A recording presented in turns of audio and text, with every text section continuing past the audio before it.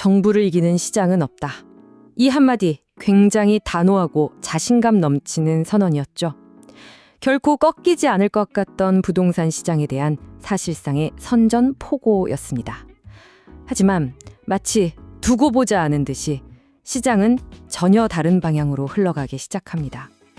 이 강력한 선언에도 불구하고 시장은 왜 이렇게 예상 밖의 아주 역설적인 반응을 보인 걸까요? 대체 무슨 일이 벌어지고 있는 건지 지금부터 그 실타래를 하나씩 풀어보겠습니다. 자, 우선 정부의 계획부터 한번 들여다보죠. 겉으로만 보면 사실 굉장히 논리적이었거든요. 자, 문제는 이거였습니다. 투기 때문에 집값이 막 하늘 높은 줄 모르고 치솟는다. 그래서 내놓은 해결책은 뭐냐? 다주택자들한테 양도소득세를 최대 80%까지 아주 무겁게 매기자는 거였습니다. 생각은 간단했죠. 이렇게 세금 폭탄을 때리면 다주택자들이 겁먹고 갖고 있던 집을 시장에 내놓지 않겠냐. 그럼 집값이 잡힐 거다. 이런 계산이었던 겁니다.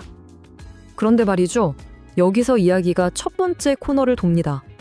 시장에 매물이 막 쏟아져 나올 줄 알았는데 웬걸요? 시장이 그냥 꽁꽁 얼어붙어 버린 겁니다. 아니 대체 왜 이런 일이 벌어진 걸까요?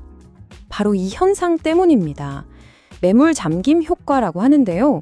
경제학 용어긴 한데 쉽게 말해서 세금이 너무 무서우니까 아예 팔기를 포기하고 문을 걸어 잠가버리는 거죠. 자, 다주택자 입장에서 한번 생각해보죠. 선택지는 두 개입니다. 첫째, 지금 판다. 근데 팔면 뭐예요? 수익의 80%를 세금으로 내야 합니다. 둘째, 그냥 안 판다. 버티면서 정책이 바뀌길 기다리거나 아니면 아예 자식한테 증여해서 세금을 피하는 거죠. 여러분이라면 어떤 선택을 하시겠어요? 대부분은 아주 합리적으로 안 파는 쪽을 택했습니다. 결국 공급을 늘리려던 정책이 시장의 매물을 그냥 증발시켜버린 꼴이 된 겁니다. 그런데 이 매물 잠김 현상이 서울이라고 다 똑같이 나타난 건 아니었습니다. 자, 강남 같은 핵심 지역, 소위 똘똘한 한 채는요, 가격이 끄덕없습니다. 집주인들이 이건 절대 못 판다 하고 꽉 쥐고 있는 거죠. 반면에 노도강으로 대표되는 서울 외곽 지역은 어땠을까요? 여기서부터 패닉셀링, 그러니까 공포의 투매가 시작됩니다. 가격이 막 30% 이상씩 폭락하기 시작하는 거예요. 이 문장이 상황을 아주 잘 요약해 주는데요. 서울 외곽 부동산은 last in, first out이다. 이게 무슨 말이냐면 집값이 오를 땐 가장 늦게 오르고 떨어질 땐 가장 먼저 그리고 가장 심하게 떨어진다는 뜻입니다. 결국 정부 정책이 다주택자들한테 가장 덜 중요한 집부터 파세요라는 신호를 준 셈이 됐고 그 직격탄을 맞게 된 겁니다.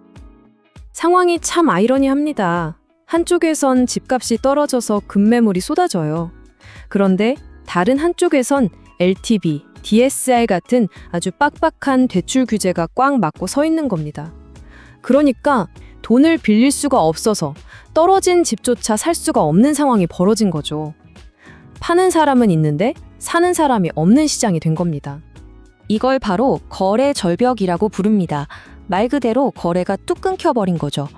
시장에 매물은 나와 있는데 아무도 사질 못해서 그냥 기능이 마비돼 버린 상태. 팔고 싶은 사람과 사고 싶은 사람 사이에 보이지 않는 거대한 벽이 세워진 셈입니다. 상황이 이쯤 되니까 정부가 과연 진짜 문제를 제대로 보고 있는 건가? 어쩌면 허공에다 대고 주먹질을 하고 있었던 건 아닐까 하는 의문이죠. 14.8%. 이게 바로 집을 두 채 이상 가진 소위 다주택 가구의 비율입니다. 그러니까 수년간 이어진 강력한 규제 정책의 타겟이 되었던 이 집단이 사실은 전체의 15%도 채 안 되는 소수였다는 이야기입니다. 그럼 이런 질문을 던질 수밖에 없죠. 과연 이 소수의 사람들만이 대한민국 전체의 주택 위기를 만든 주범이라고 할 수 있을까? 이들을 잡는 것이 정말 문제 해결의 핵심이었을까요? 아니면 어쩌면 더 크고 근본적인 문제를 보지 못하게 만든 건 아닐까요? 이 정책이 낳은 정말 의도치 않은 하지만 심각한 부작용이 바로 임대시장의 붕괴였습니다. 서민들에게 저렴한 월세나 전세를 공급해주던 사람들이 누구였을까요?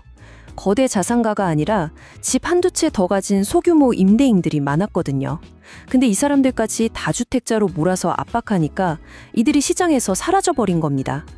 결국 세입자가 돈을 모아 집 주인이 되는 그 주거 사다리의 가장 중요한 한 칸이 그냥 부서져 버린 셈이 된 거죠.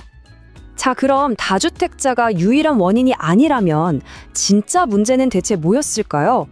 역사가 이걸 보여줍니다. 이런 식의 규제 정책은요, 거의 예측 가능한 사이클을 그리면서 실패를 반복해왔다는 겁니다.